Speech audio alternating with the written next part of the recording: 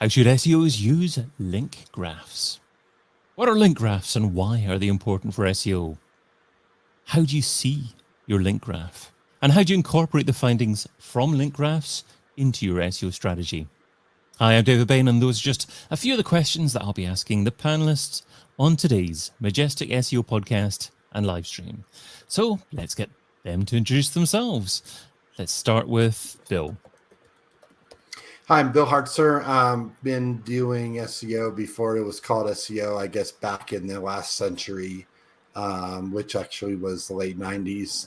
I've done everything from on-page to technical SEO, and I've been in-house, and I've been at agencies. I've run an agency, and for years, I've been trying to get Majestic to create something visual like Link Graph, and we finally have Link Graph.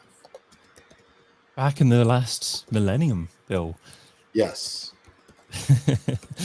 And also with us today is Julia. Hello, I'm Julia Logan. I'm not quite as old in this industry as Bill, but also I've been involved in SEO since approximately 2000, and I now run a boutique agency called Zangoose Digital, and we mostly work with clients in top competitive verticals. Superb. Well, thanks for joining us, Julia. And third guest with us today is Silke. Hi, I'm Silke Vanbeselaere, and I'm currently the Senior SEO Account Manager at Diffusion Digital in London. And I have been working on SEO, I guess, for about 10 years, a bit longer actually on network, all things network. And I'm really passionate about links and data visualization and anything to do with that. Superb. Thanks, Silke. Well, we've got a few people watching us live. If you can, ask a few questions, and we'll try and get to the question and involve what you say, obviously, as part of the discussion. If you're watching the replay or listening to the replay, just go to majestic.com/webinars and sign up for the next live stream, and hopefully you can be part of that. But for the first question, let's go to Julia. So, Julia, what are link graphs and why are they important for SEO? Essentially, the link graphs are a visual representation of a site's link profile and second-tier links of that link profile and third-tier links, however far you want to go. Majestic shows up to 4 levels, I think. So that is useful because it lets you visualize in a very compact manner a load of information that would otherwise take you a load of time to process if you're just looking at the regular link profile reports. And yes, it can help you spot certain issues. It can help you spot some inconsistencies in the link profile or anything interesting in the link profile of the sites linking to your target site that you're examining, and so on. Bill, anything you'd like to add to that? Sure. I think that, we go back to really the basics of links because for years, and even a lot of tools still just only report what we call the first tier of links, which is who actually just links to you. And so when we start to think about link graph and tiered links, we're talking about the second tier of links and the third tier, which means, okay, you have a link from one website or one web page to your website. Well, what web pages are linking to that particular page that then is linking to you? So that would be the second tier. And then the third tier who is linking to that page that then is linking to you, that then is, and so forth. And so once we start to open up really the 10,000 meter view of, or the view from space looking down on all of the links, we know that Google knows a lot about links, and they can see all these networks and relationships, and they know the topics of links and what websites link to what website that then links to another and so forth. And so we kind of start to get to the situation where we're a little closer of what the search engines are able to actually see, and not just one link that's linking to you. And Silke, anything Yeah, in particular that you'd like to add to people that? keep forgetting that. Sorry. That's okay. Sorry, keep sorry, forgetting- Julia. Well, Yeah. go for it, Julia. Then we'll go to Silke. Right. People keep forgetting that the World Wide Web is actually the World Wide Web. It's literally a web. And that is a really good visual representation of what we are dealing with. And you should always keep this in mind, that it's a web. Everything is interconnected. Yeah, Okay. I fully agree with that. And I think also we have to keep in mind that everything, particularly as SEOs, how Google looks at things, it's not just the links pointing to all the websites. They are creating knowledge graphs, right? They're super big on that. They are connecting topics and sites and entities and concepts all together to try and advance all the time, right? It never stands still, as we know, unfortunately, sometimes.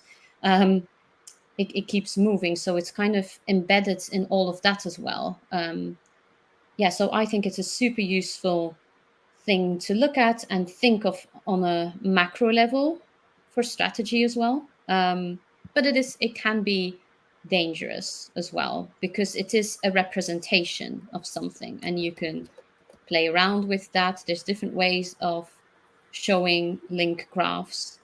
So I think there has to be some caution there as well. Julia, I've just shared the social media thread that you shared with us just before we went live. Do you want to share a few thoughts with the listener, with the viewer, about what that is and how they should look at what you've shared?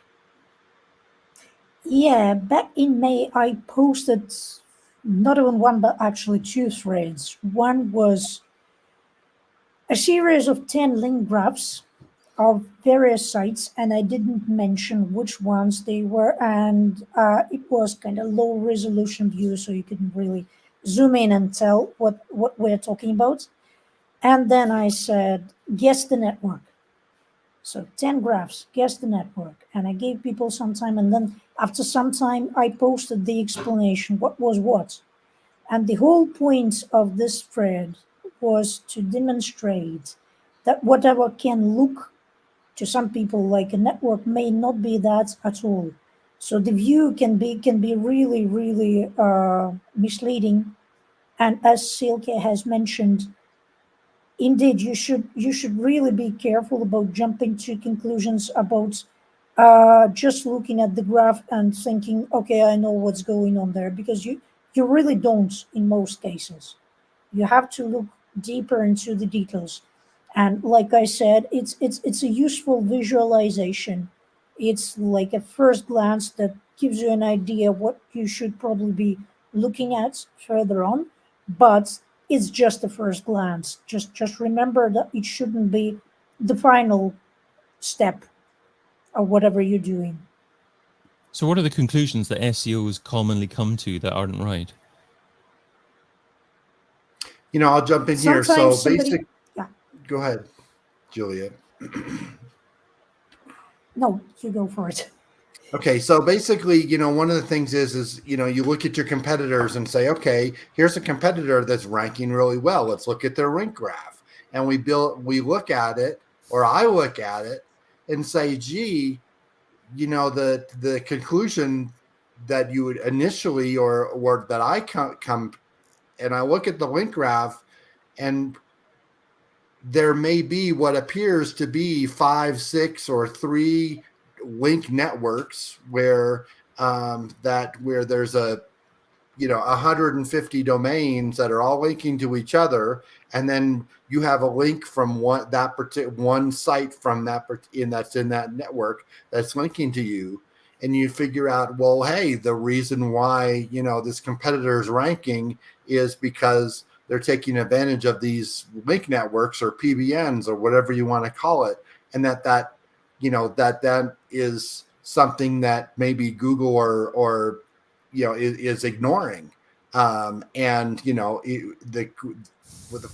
first initial thought is, okay, well, they're ranking because of these PBNs and these link networks and that have been created, and that's not necessarily the case. That's not necessarily the case why they're ranking. Yeah, exactly. And actually, if your network looks like a network on a graph, you probably shouldn't be building networks. No network builder worth their money is building shit like that. Basically, a good network does not look like a network. A good network tries to be natural. So it wouldn't really look that obvious on the graph. On the other hand, let's say if your site is really popular and it's ranking well in certain verticals, it's almost guaranteed that your site will get scraped by all sorts of spammy scraper sites. So when you look at the graph with a lot of those spammy scraper sites, they will be linking to that site. And, at a glance, it might look like a really spammy, low quality network. So the examples that I'm giving in this thread, basically, in many cases, let's say this first one, it's an actual site that does have a number of sites connected with it, but they have a legitimate reason to be connected to it. And basically, that cluster that we're looking at right now in the center of this graph, this is what's going on. These are all sites belonging to the same company, and they are there for a reason. Let's say, imagine corporate sites of a large company that has different,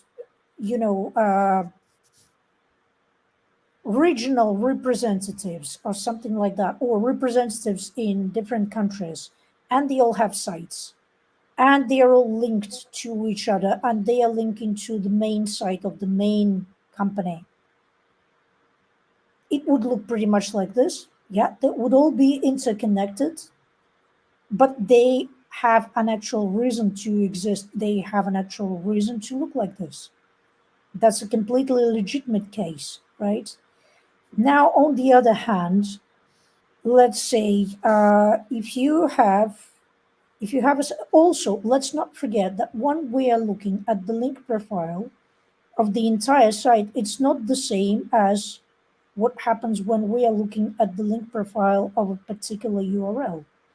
And let's say all those sponsored content sites that are appearing all over the SERPs right now, especially top competitive SERPs like gambling or some other verticals, what happens is if somebody offers placement of that content on their, let's say, newspaper, TV channel site on a non-exclusive basis, so basically first come first served, whoever pays gets the placement, yeah, those people will sometimes try and help their parasite content. Well, parasite, I say in quotes, because technically, the classic definition of parasite is something that's being placed on another site, high authority site, typically without the owner's knowledge or permission.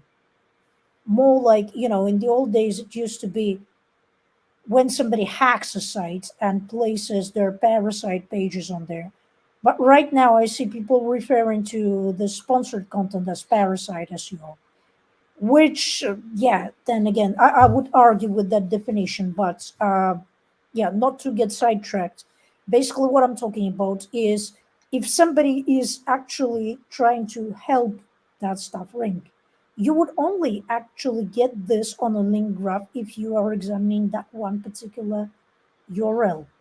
You will probably not see it most likely on the site-wide link graph, because typically this would be a pretty large site with a pretty large link profile. And this one particular URL getting all that artificial network booster links or something like that would just get lost in that graph and you wouldn't be able to even see that. Julie, I just want to ask you a quick follow-up question just before moving on to someone else, and that is, what's the quickest way to distinguish between a legitimate link graph and a private blog network? There's no quick way, really. You really have to go through those links and see what's really happening there. That's the only way, really. Right. Okay, great. Okay, let's move on to Silke. Silke, how do you use link graphs? And I believe that you also go beyond data visualization. So what does that mean? Yeah, I think for me, I think all the comments that have been made are super valid. And I see link graphs more as the data visualization to present a story to a stakeholder, whether that's internally or externally, but you have to be in control of the data visualization. Like with anything else, you wouldn't just share a massive table with absolutely everything to a stakeholder. You would have to refine that to make sure that you are telling and representing your story well, right? For me, the link graphs otherwise are just that. They're that visualization. Often at the end, actually, they can be used as exploration, but I think they play a better part at the very end. What I tend to do is the link graphs are based on something, right? They are being calculated in the background by all kinds of statistics, and you can actually look at those. They don't have to be super scary or anything, but you can look at those the way that Google almost would. You would look at not just how many links sites are getting or giving away, but also where they are positioned statistically in a network. It obviously depends on all the data that you have available or not, but it is something that you can then use to make sense of things on a deeper level, or decide on your strategy based on some of those metrics. So what would be an example of a story that you managed to glean from a link graph?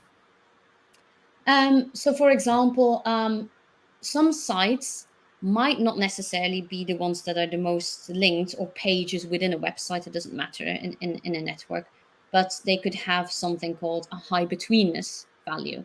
And that means that they are a very important site or page connecting different types of coherent other networks. So if lots of networks are linking to each other because they're in the same business or kind of topic, and then there's a site that kind of links those to another network about a different topic but kind of related, then that site would have a high betweenness, because you kind of have to go through that site to get to the other ones. And that can be an important site to identify for whatever reason, where you want to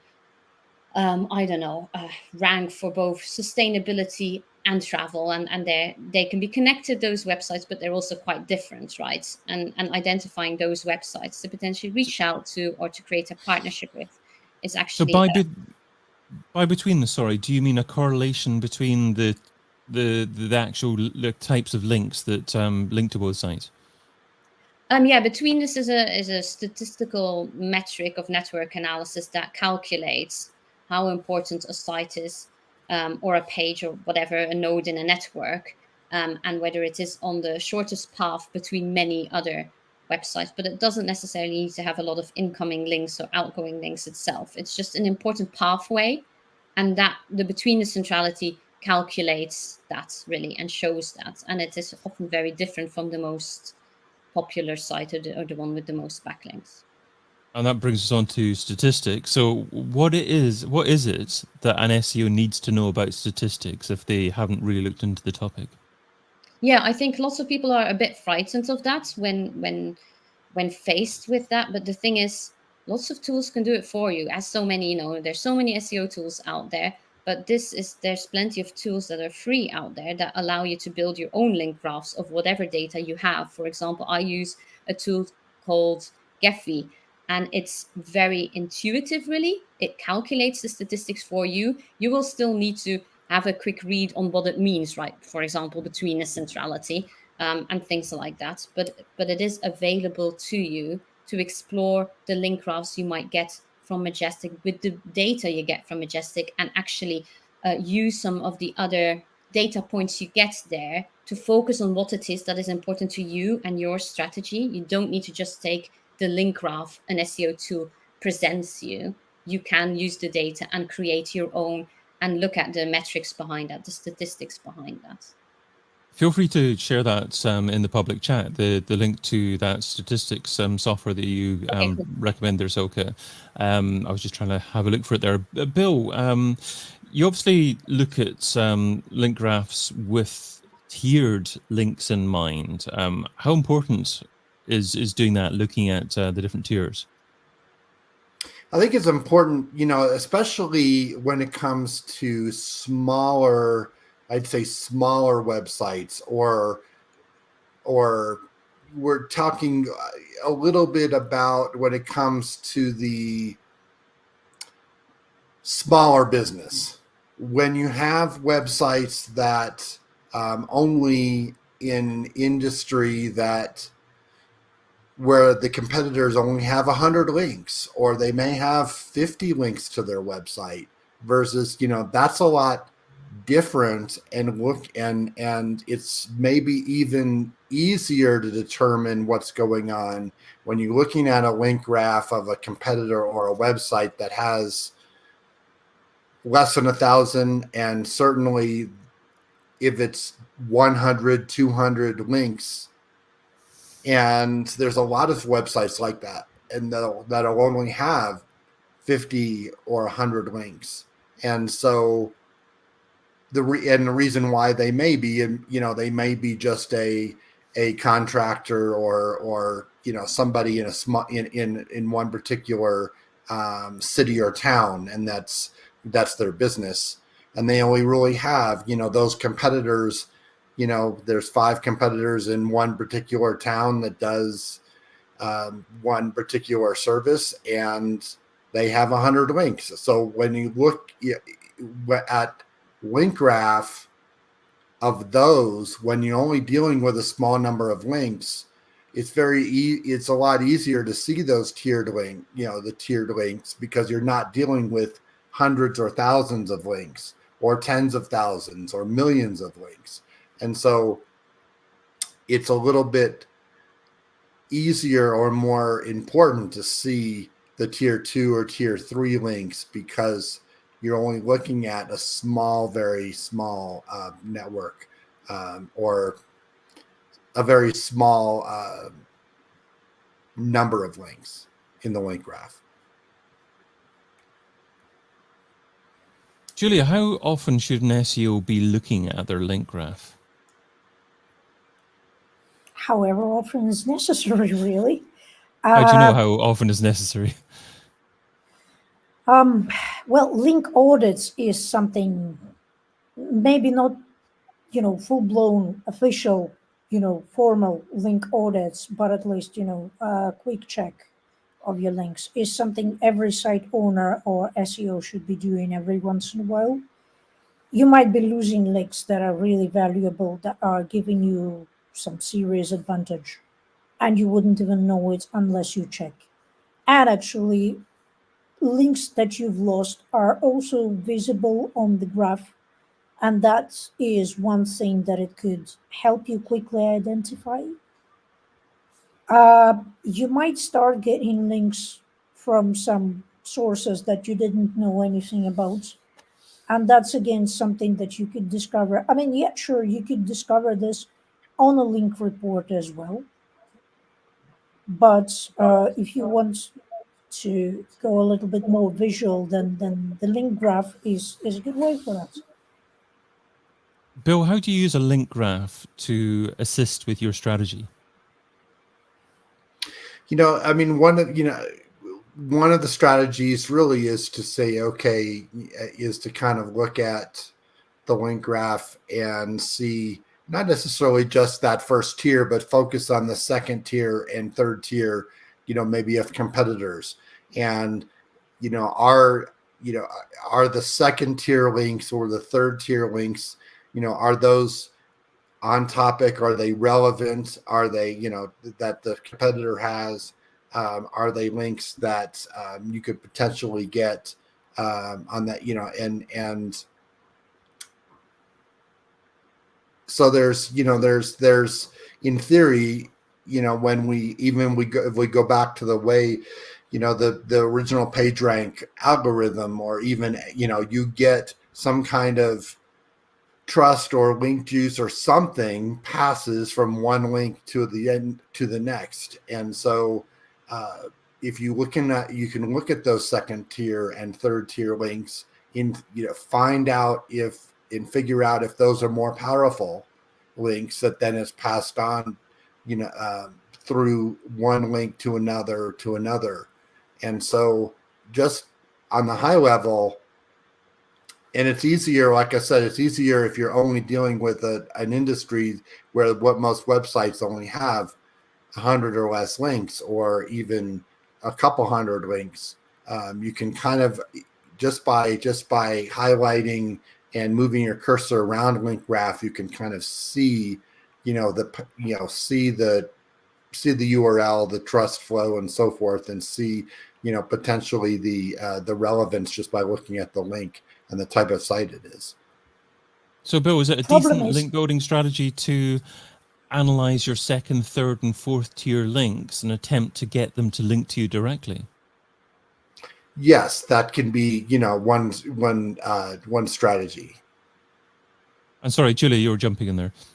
Yeah, problem is you can't really tell which links on a link graph are topically relevant, which ones are more important, and so on. Because yes, you could see some clusters of third, fourth tier links linking to a link linking to you. But you can't really tell what quality those links are unless you actually go and look at the detailed report. So this is a really, really, really high level overview. But link graph itself doesn't really tell you much. It doesn't really tell you which links are more powerful than the others.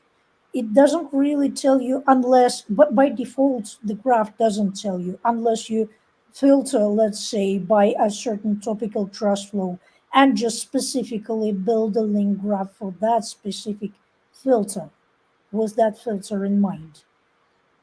You wouldn't even be able to tell that by looking at the default graph. So this is one precaution to everyone who will go and look at their link graphs right now. Make sure that you're looking in depth, not just at the very general link graph. Link graph is a useful tool if you really know how to use it. If you are just playing with it, it's very fidgety. Oh, it truly is very interactive, very fidgety. It's nice to play with. But there's more beyond that. You should really be looking in depth. Yeah, I think to that point, I think what Bill said earlier about the smaller websites, it's a bit more intuitive there. You can kind of play around with it, right? But otherwise, my rule for myself is, because I can get very stuck in these, my rule for myself is, if I can see it better in a table, I should use a table instead of a link graph, because I feel like Definitely. you can very easily start looking at these amazing, almost spaghetti monsters and lose yourself completely in it and focus on something that's actually not relevant. If it's a small site, I think it can have some real value looking at them, but otherwise, where you actually see the URLs of the links, where you actually see the mains and that could at least give you an idea what the site is about, at least approximately. And then if you see that there is a third level cluster somewhere, or like fourth tier links going to that site, then you just open the link profile of that site and then you explore in depth, and then you're getting something useful out of that. Yeah, agreed. And Silke, how do you actually build the confidence of the story that you're trying to tell through statistics when you need to present what's happening to someone in upper management board level to actually make a decision about upcoming SEO strategy? How do you build that confidence?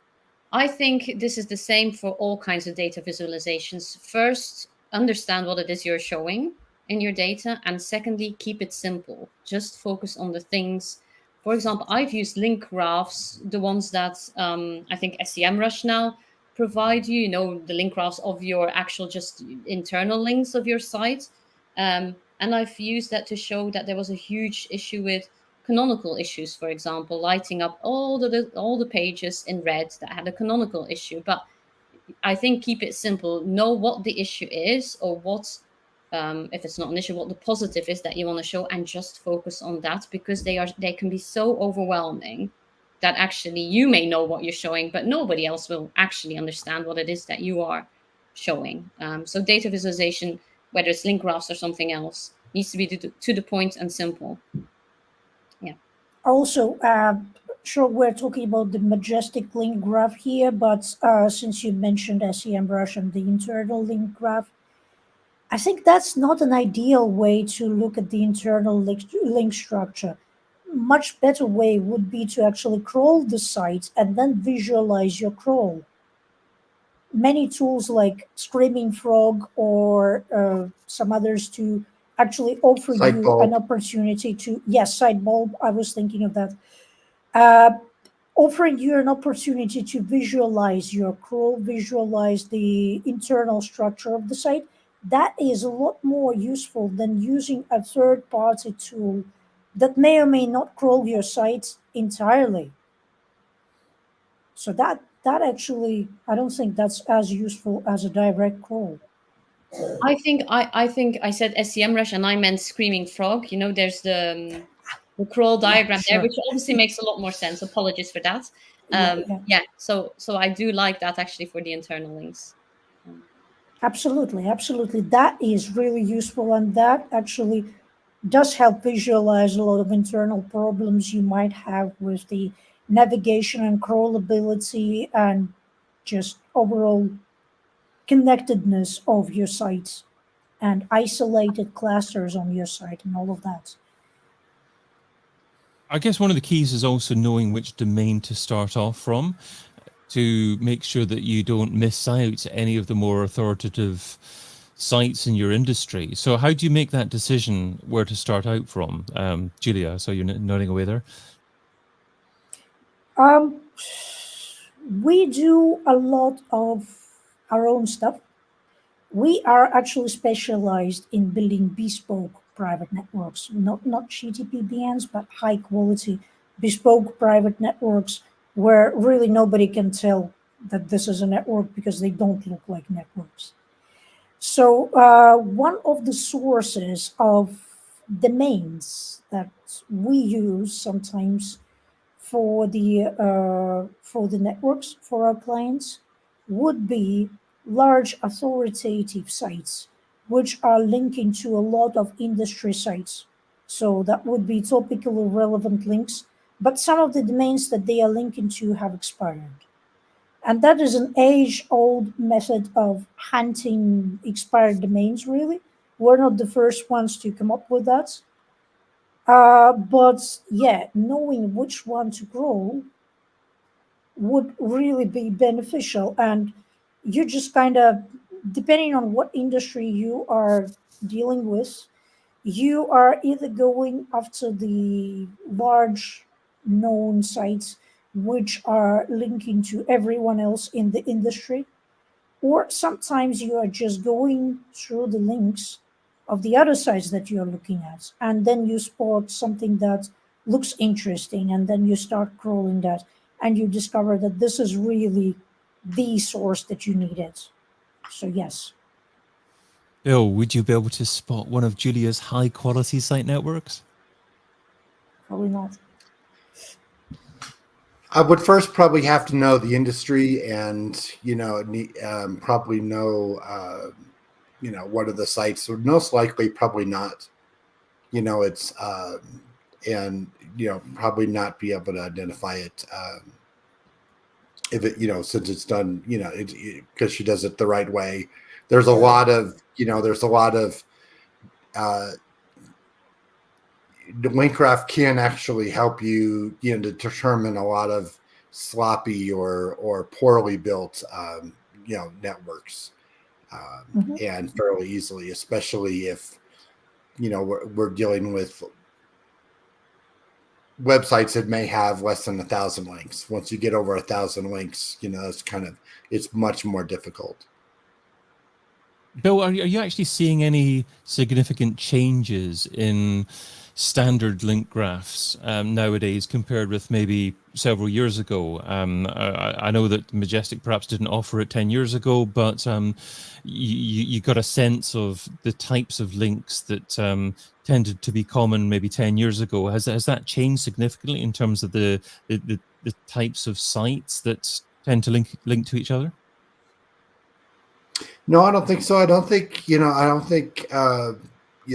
that has changed a lot over the years. I don't think that's, there's, people will, even since the early 2000s, people have always tried to, manipulate links and so forth. And they were originally, the only change really has been is that, in the early days of link building, we were all focused on anchor text and tier 1 links. And I think now that especially in the past, say 3 to 5 years, people are buying a lot more expired domains.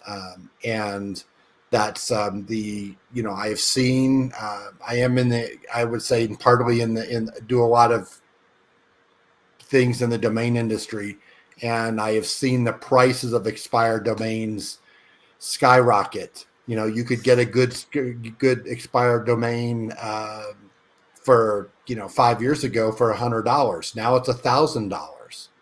It's 10. The good expired domains are now 10 times what they were several years ago. People are building these networks and they're buying expired domains and so forth.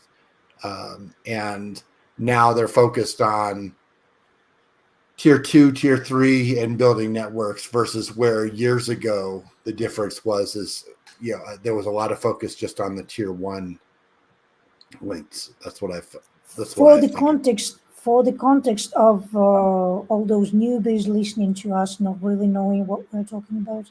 Expired domains come with all those links.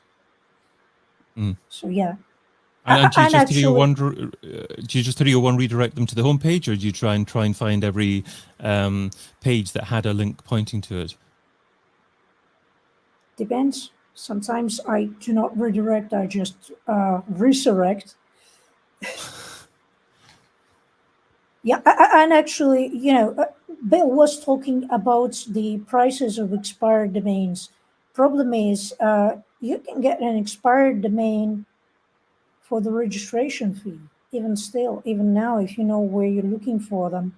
On the other hand, you get all those auctions with overblown prices for domains which are basically useless from the SEO point of view. Something I wouldn't even pay the registration fee for. And sometimes people are fighting for those domains just because it has some artificial metric over 9,000, whatever, yeah? I've also seen, you have to be very, very, you have to look at the historic links of domains. And you have to look You should understand what those historic well. links are. You should be familiar with how people used to build links back in the day.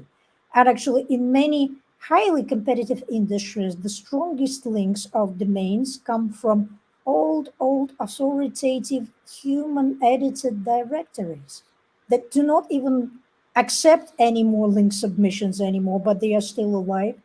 And those would be the strongest and probably most valuable links of those domains.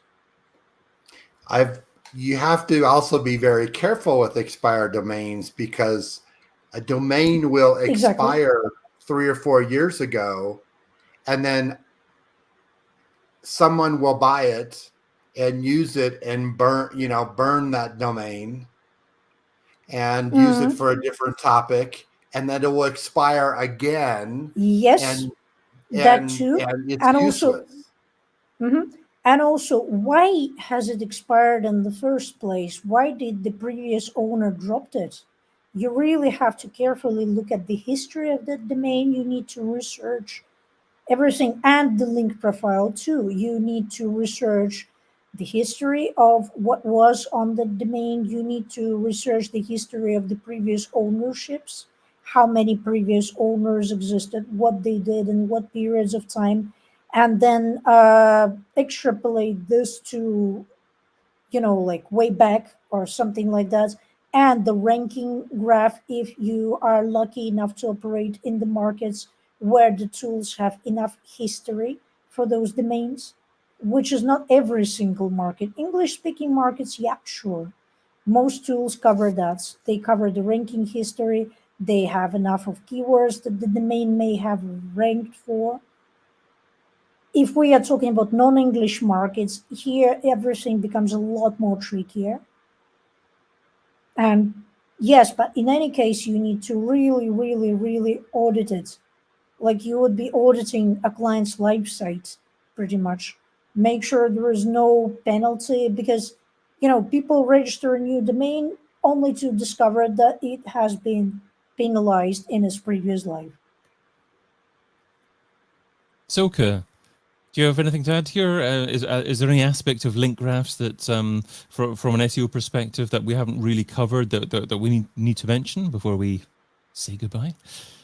I think when it comes to these expired domains, not that much. I think I would agree with these guys on everything, and use way back archive as well, which you can crawl as well, right? And again, produce a link graph of that then. So that is probably what I would do there. So in terms, to conclude, I guess it would be useful just to have a think about the future of link graphs and its continued importance as part of a successful SEO strategy. Obviously, we are now approaching a world of AI-driven search results, search generative experiences, and other AI-driven results. So do they rely just as much on links, on link graphs, and understanding the relevance and authority of a site? Who'd like AI to? is not a search engine. AI relies on a search engine. As long as the search engines rely on links, AI uses the links as well. And basically, I like to say that we are not just doing SEO, not only optimizing sites for the search engines anymore. We are optimizing for everything, whatever the next interface might be. And that's how you should be treating what you're doing. And links Oh. is a discovery tool, essentially, whether for a search engine or for many other possible interfaces that we might be dealing with. So links are links. Remember, we mentioned the World Wide Web. It is a web. Everything is interconnected. Bill, would you echo those thoughts? Yes, just remember that, the link graph is a starting off point. It can give you some visualization, and and it can give you maybe some guidance of where to start to look at other websites that are linked. But it's not necessarily something that will give you the answer. I mean, just by looking at link graph and say, you have to do it's a starting off point, and you have to do the additional research to really kind of dig in to really find out what's going on. Silke, Bill says link graphs are a starting off point. What's the next point after link graphs? I mean, what we've all said already, looking at the data behind it, whether that's in Majestic or at statistical things. Mm-hmm. But I think another thing to really keep in mind is that it doesn't end at the external links, right? When you crawl a website, all the links are the same in the end. They're all href tags, if you're lucky enough that it's not all JavaScript. But they run into internal links. They run into that graph, and that graph runs into a knowledge graph of connected keywords, content topics, and all of that. And I think we as humans look far too much at these are the external links, these are the internal links, and this is my content. But it's all interconnected. And I think AI is using it like that and will continue to use it more and more like that. It's just everything interconnected. So I'm looking forward to seeing link graphs that are even more interconnected and are kind of bringing all of that together. Lovely. Okay, well, let's finish off by asking all of you just to share one thing that SEOs need to do now to better understand link graphs. And then after you've shared that tip, if you can just share your name and where people can find out a little bit more about you. So, Bill, shall we start with you? Sure. Just remember that, you know, there are tools out there that are still and traditionally still showing just the tier 1 links. And so you need, you know, link graph is useful because you can delve into the tier 2, tier 3, and so forth links and see kind of a little bit better of what's really going on with the links. And then, like I said, it can help with as a starting off point. Then the next step is to kind of dig in a little further based on what you see there. I'm certainly always I'm known as B Hartzer, Hartzer. I can be found at hartzer.com. Superb. Thanks so much for joining us, Bill. And Silke. I guess, yeah, I'll be talking at Brighton SEO next week on all things link graphs, how to make your own. And I think that would be my advice as well. Try and understand them first before using them, before being kind of amazed at their beauty, their art's like beauty, right? And don't be afraid. You don't have to know an awful lot of maths. And I'm hoping to show that in my talk at Brighton SEO as well. Wonderful. And where's the best place that people can reach out to you online, Silke? Oh, I may be quite young, but I'm not very reachable online. That's okay. Well, go along to Brighton SEO if Yes, you're exactly. listening to this in time. Otherwise, wait around for Silke to be more reachable online. Maybe that'll happen in the future. Maybe not. But we appreciate your participation here. Julia. I wish I was going to Brighton SEO. I'm giving it a miss this year. Anyways, my advice would be there are filters in place and you can build custom link graphs. So really try to slice and dice it to better understand what you're looking at, because that might be more useful than just looking at the default graph. And would you like to share And a website? yeah, my website, my agency's website is Zangoose.digital, and I could also be reached on Twitter. Irish Wonder. Lovely. I've been your host, David Bain. You've been listening to the Majestic SEO podcast. If you want to join us live next time, sign up at majestic.com/webinars. And of course, check out our other series at SEOin2023.com. Bye-bye for now.